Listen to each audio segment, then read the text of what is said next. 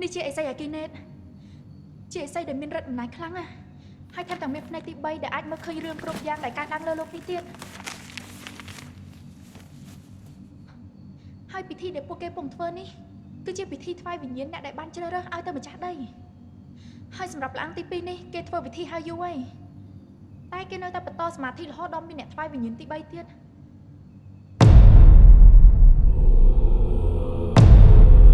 នេះជាពេលដែលអេសីទាំងអស់ត្រូវសមាធិរួមគ្នាដើម្បីលះអាង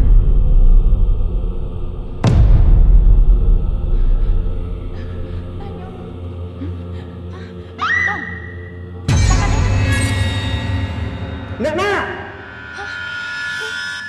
បងឆាប់រត់ទៅមុនណា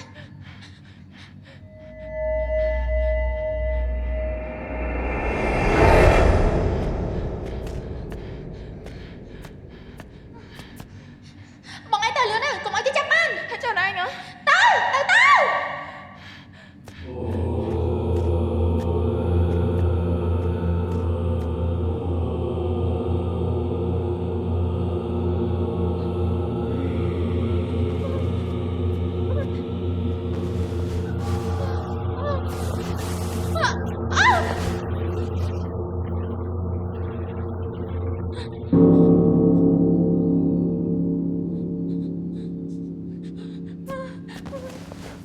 អង្គរ DC ទស្សនាភាពយន្តនៅកន្លែងរបស់អ្នក